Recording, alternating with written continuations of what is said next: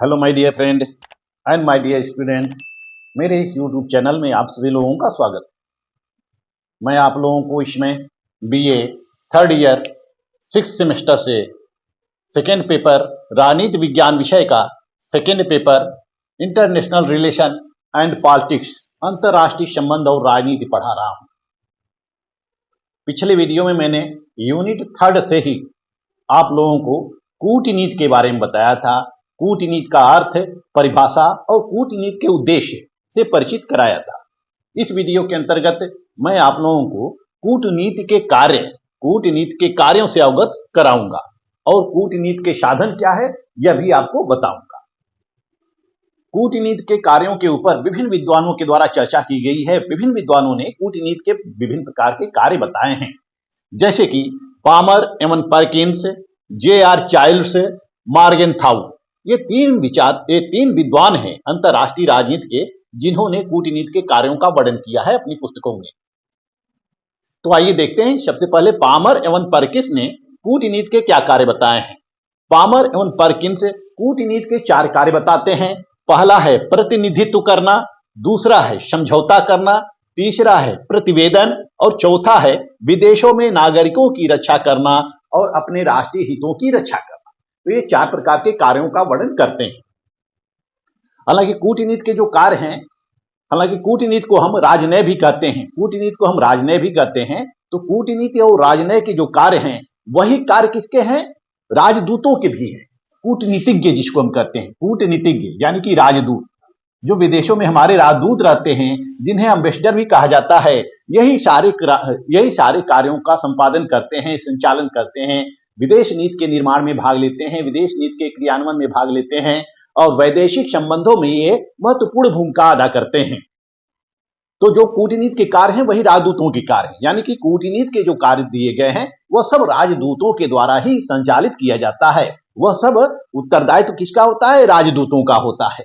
तो कूटनीति का पहला कार्य होता है प्रतिनिधित्व करना। पामर एवं परकिंस के अनुसार प्रतिनिधित्व क्या होता है? जो विदेशों में हमारे राजदूत रहते हैं, यानी कि हर देशों में दूतावास बने रहते हैं और हर देश में हर देशों के यानी कि यूएनओ संयुक्त राष्ट्र संघ की सूची में कितने देश हैं? 193 देश हैं। तो जो 193 देश हैं, तो हर देशों के अधिकांशतः हर देशों के राजदूत हर देशों में रहते हैं। हर देशों में दूतावास कार्यालय होता है।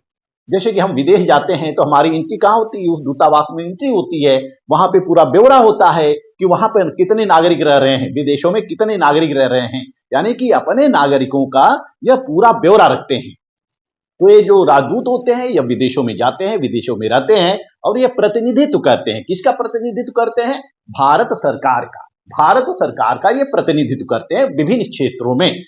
चाहे वह अंतर्राष्ट्रीय सम्मेलन आयोजित किए जा रहे हो तो वह अंतर्राष्ट्रीय सम्मेलनों में भाग लेता है। जो राजदूत होता है वह अंतर्राष्ट्रीय सम्मेलनों में भाग लेता है और अपने सरकार के मंशा के अनुरूप वह भाषण देता है, वह बातचीत करता है, वह लोगों को संदेश देता है, यानी कि वह अंतर्राष्ट्रीय क्षेत्रों में प्रतिनिधित्व करता है, अपने देश का प्रतिनिधित्व करता है। इसी तरह से वह सामरिक क्षेत्रों में भी प्रतिनिधित्व करता है, कानूनी क्षेत्रों में भी प्रतिनिधित्व करता है। वहां पे जितने भी नागरिक रहते हैं सब नागरिकों की रक्षा करने का कार्य, नागरिकों की सुरक्षा करने का कार्य यह किसका होता है? राजदूत का होता है। और राजदूतों का कार्य होता है अपने देश के नागरिकों की रक्षा करना। तो वह विभिन्न मामलों में प्रतिनिधित्व करता है। जब कहीं अंतर्राष्ट्रीय सम्मेलन आयोजित किया जाता है या फिर सांस्कृतिक और सामाजिक कार्यक्रम आयोजित किया जाता है तो वह विभिन्न उत्सवों में भाग लेता है। वह विभिन्न उत्सवों में भाग लेकर अपने देश का प्रतिनिधित्व सुनिश्चित करता है। तो इस तरह से राजदूत अपने देश का प्रतिनिधित्व करता है विदेशों में। दूसरा कार्य देखते हैं समझौता। राजदूतों के द्वारा विदेशों में समझौते का कार्य किया जाता है। राजदूत समझौता वार्ता करते हैं, दो देशों के मध्य विभिन्न प्रकार के समझौते करते हैं, विभिन्न प्रकार की संधियां करते हैं और यह सब समझौते और संधियां राजदूतों के परामर्श से ही सरकार के द्वारा किया जाता है।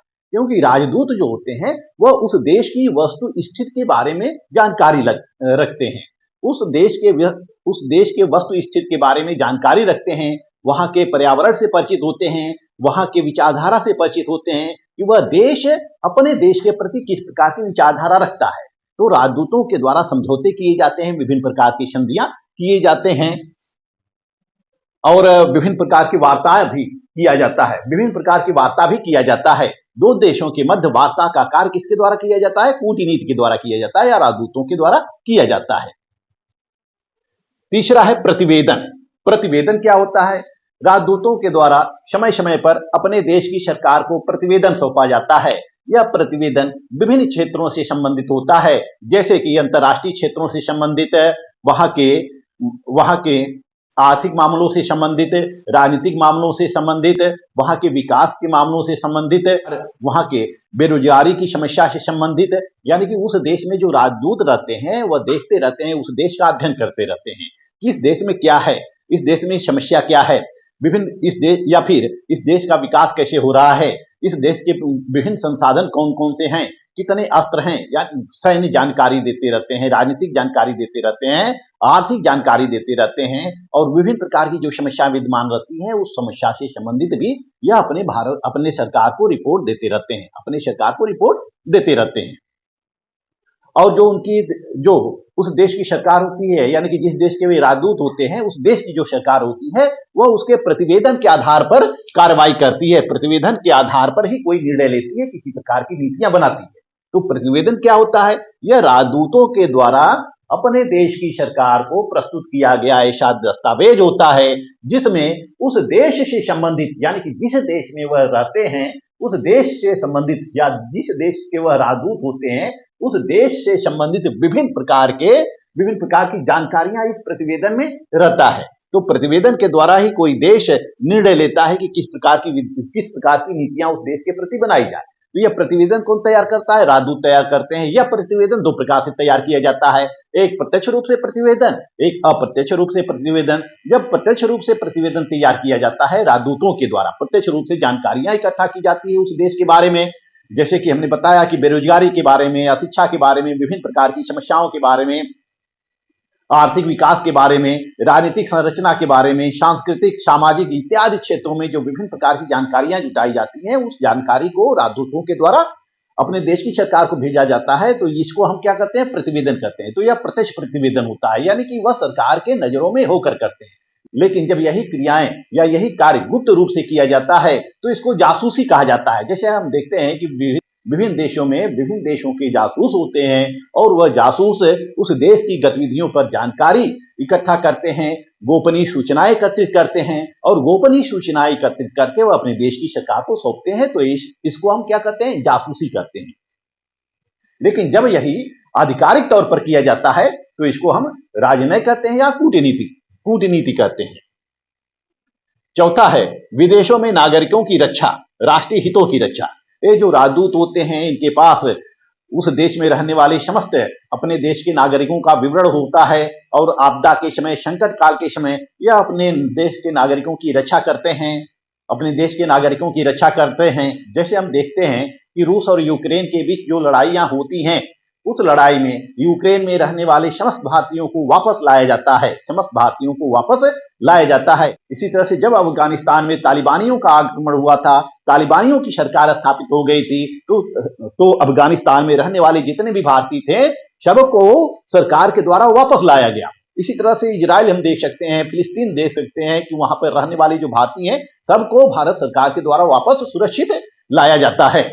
तो यह राजदूतों का कार्य होता है, राजनयिकों का कार्य होता है या कूटनीति का कार्य होता है कि अपने देश में रहने वाले नागरिकों की रक्षा करें, कि अपने देशों के नागरिकों की रक्षा करें। यानी कि उस देश में जो नागरिक रह रहे हैं, उस देश में जो नागरिक रह रहे हैं उनकी सुरक्षा का कार्य किसका होता है? कूटनीति का होता है, या उस राजदूतों का होता है, या दूतावासों का होता है।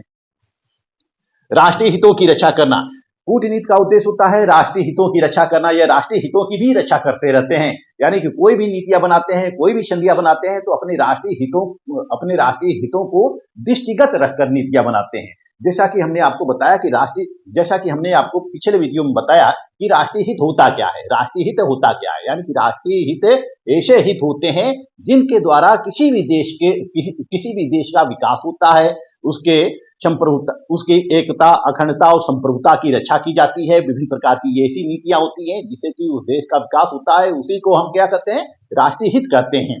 तो विभिन्न देशों से जो कूटनीतिक संबंध स्थापित किए जाते हैं वह राष्ट्रीय हितों को ध्यान में रखकर स्थापित किए जाते हैं। जब जब किसी देश से संबंध खराब होने लगते हैं तो उस देश की सरकार क्या करती है, राजदूतों को अपने पास वापस बुला लेती है, क्योंकि राजदूत भी वहां सुरक्षित नहीं रहते हैं। अपने देश के नागरिकों से भी आह्वान करती है कि सारे नागरिक वापस आ जाएं। तो इस तरह से हम देखते हैं कि कूटनीति का कार्य क्या होता है, विदेशों में नागरिकों की रक्षा करना और राष्ट्रीय हितों की सुरक्षा करना, अपने राष्ट्रीय हितों का, यानी कि किसी भी स्थिति में हम अपने राष्ट्रीय हितों का बलिदान नहीं कर सकते हैं। हम अपना सर्वस्व राष्ट्रीय हितों के लिए हम अपना सब कुछ बलिदान कर सकते हैं, लेकिन राष्ट्रीय हितों का बलिदान हम नहीं कर सकते हैं। राष्ट्रीय हितों को ध्यान में रखकर ही हम विदेशों से वैदेशिक संबंध स्थापित करते हैं। आइए देखते हैं J.R. चाइल्ड्स के द्वारा। J.R. चाइल्ड्स ने कूटनीति के 4 कार्य बताए हैं। पहला है राष्ट्रीय हितों तथा अधिकारों की रक्षा करना। इसको मैं आपको बता चुका हूं कि राष्ट्रीय हितों तथा अधिकारों की रक्षा करना, अपने देश के अधिकारों की रक्षा करना, अपने देश के नागरिकों के अधिकारों की रक्षा करना। जैसे उस देश में जो रहने वाले नागरिक होते हैं, तो नागरिकों के अधिकारों की रक्षा करने का कार्य किसके पास होता है, दूतावास के पास होता है, यानी कि दूतों के पास होता है, राजदूत के पास होता है। तो कूटनीति का मुख्य कार्य क्या होता है कि विदेशों में रह रहे विभिन्न भारतीय विदेशों में रह रहे विभिन्न नागरिकों के अधिकारों की सुरक्षा करना और अपने राष्ट्रीय हितों की सुरक्षा करना। दूसरा है प्रतिनिधित्व। यह विदेशों में प्रतिनिधित्व करते हैं। जैसा कि पामर और परकिस ने प्रतिनिधित्व को बताया है कि प्रतिनिधित्व होता क्या है। विदेशों में अपने भारत का, अपने देश का प्रतिनिधित्व करता है। जैसे कि भारत में अमेरिकी दूतावास स्थापित है, जैसे भारत में अमेरिकी दूतावास स्थित है, तो अमेरिका का एक यहाँ पर एम्बेसडर है। वह क्या करता है, वह अमेरिका का प्रतिनिधित्व करता है, उस देश में अमेरिका का प्रतिनिधित्व करता है। यदि अमेरिका से किसी प्रकार के संबंध स्थापित करना हो, किसी प्रकार से वार्ता स्थापित करना हो, तो हम राजदूतों के माध्यम से वार्ता को सुनिश्चित करते हैं। तो ये प्रतिनिधित्व करते हैं।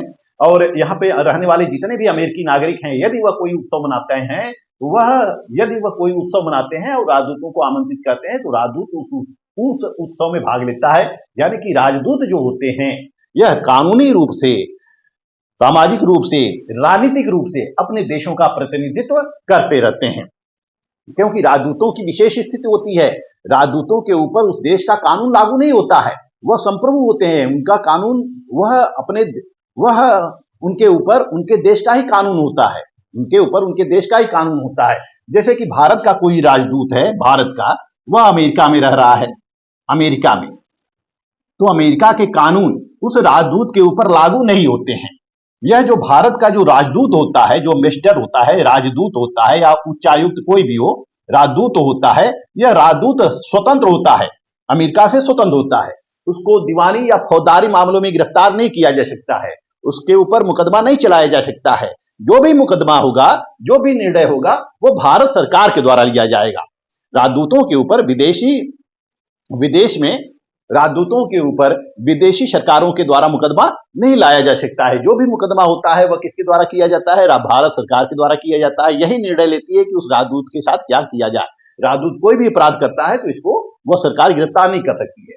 तो इस तरह से राजदूतों के द्वारा विभिन्न कार्य किए जाते हैं, विभिन्न प्रकार की उन्मुक्तियां भी राजदूतों को प्राप्त होती हैं, और वह विदेशों में अपने देश के नागरिकों की रक्षा करते रहते हैं।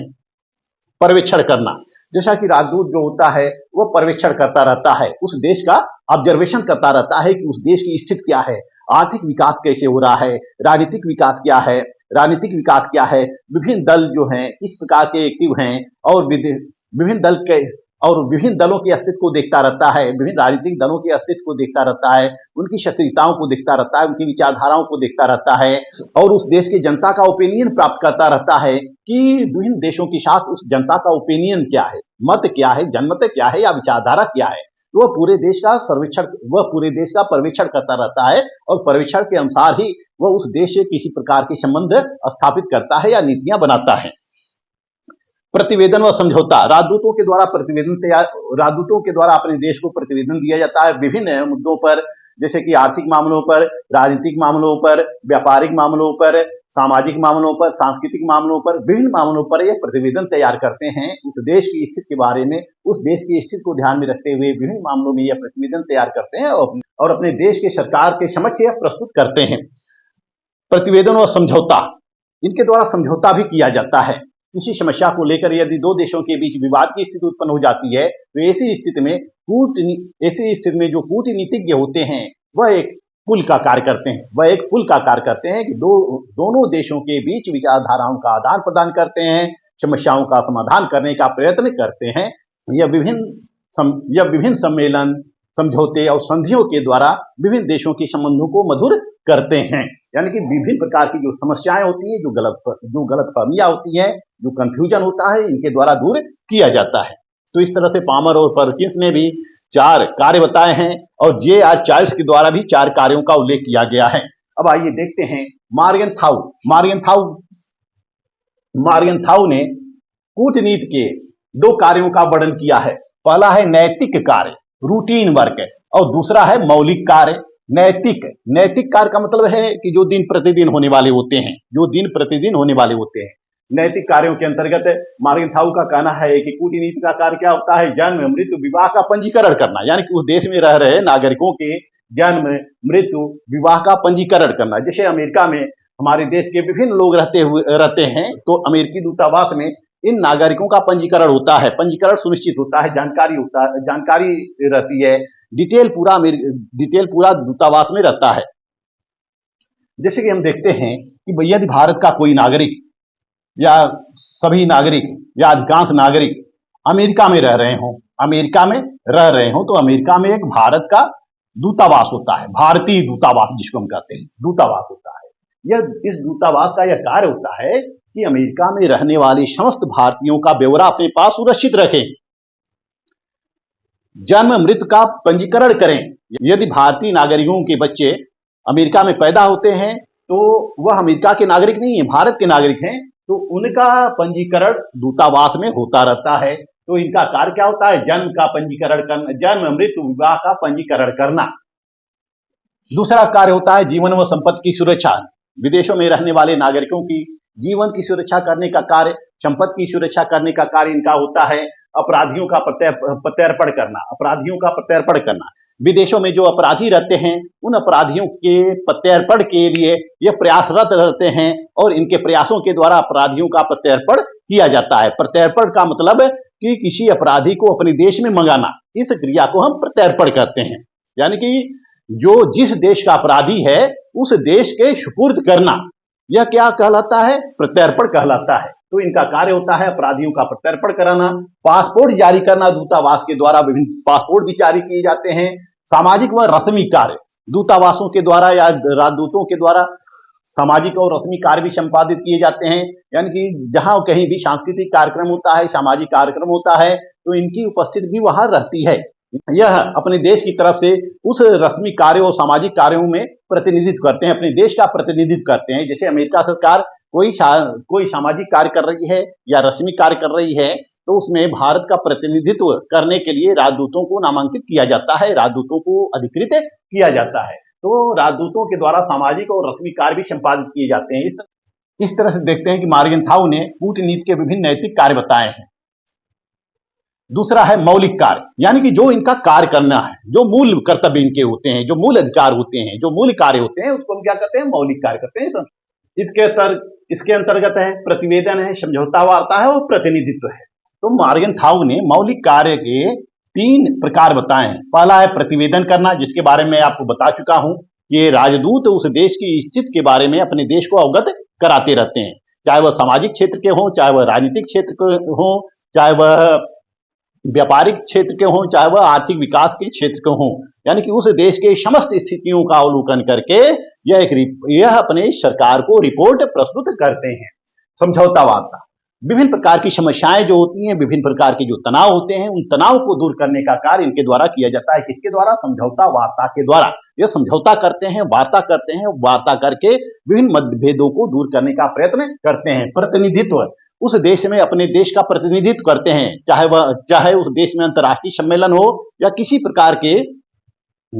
प्रकार के सम्मेलन आयोजित किए जा रहे हो, तो राजदूतों के द्वारा, तो ये राजदूत जो होते हैं अपने देश का उस सम्मेलनों में प्रतिनिधित्व करते हैं। यह प्रतिनिधित्व कई क्षेत्रों में हो सकता है, जैसा कि हमने बताया, राजनीतिक क्षेत्रों में, कानूनी क्षेत्रों में और आर्थिक क्षेत्रों में प्रतिनिधित्व यह करते रहते हैं अपने देश की तरफ से, अपने देश का। तो इस तरह से विभिन्न विद्वानों के द्वारा ये विभिन्न प्रकार के कूटनीति के कार्य बताए गए हैं।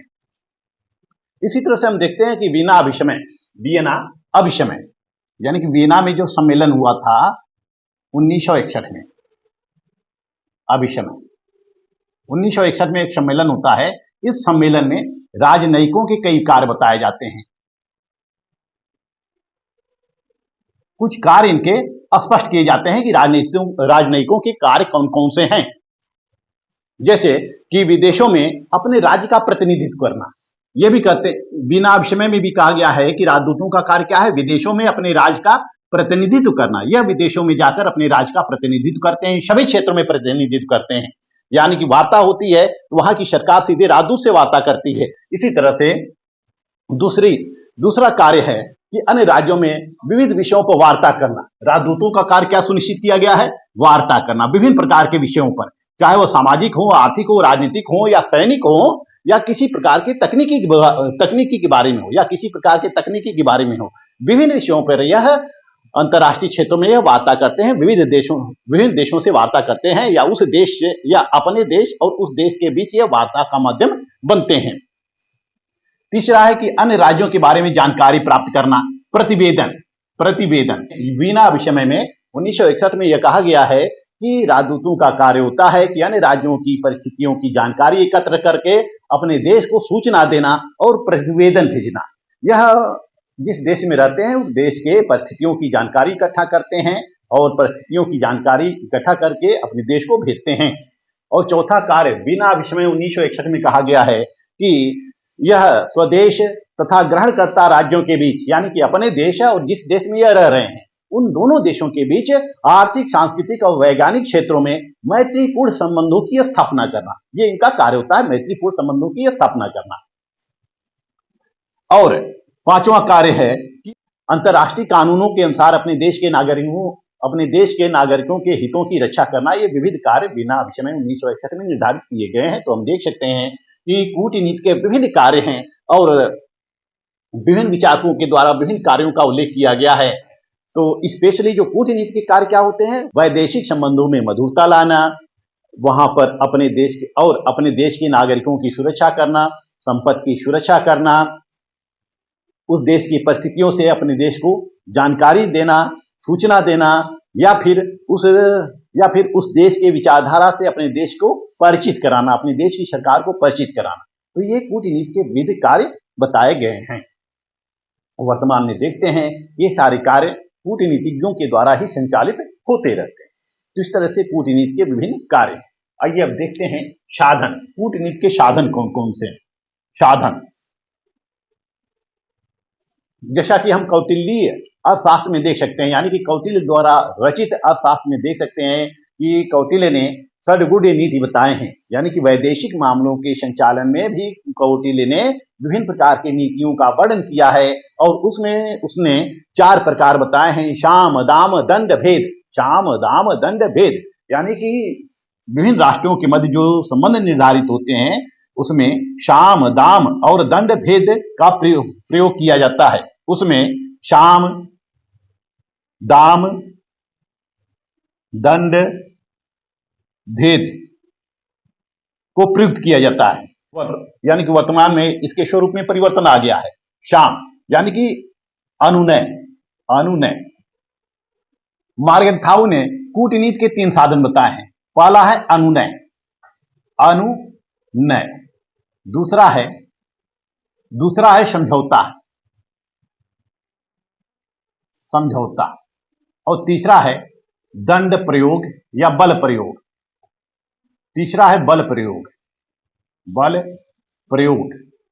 या बल प्रयोग की धमकी देना। मार्गेंथाउ ने 3 प्रकार के साधन बताए हैं कि हम किस प्रकार से वैदेशिक संबंधों का संचालन करते हैं। पहला क्या है? अनुनय या समझाना बुझाना। कौटिल्य भी कहते हैं कि साम, दाम, दंड, भेद, यानी कि साम का मतलब होता है समझाना बुझाना या अनुनय विनय करना। पहले तो हम उनसे वार्ता करते हैं, वार्ता के द्वारा मतभेदों को दूर करने का प्रयास करते हैं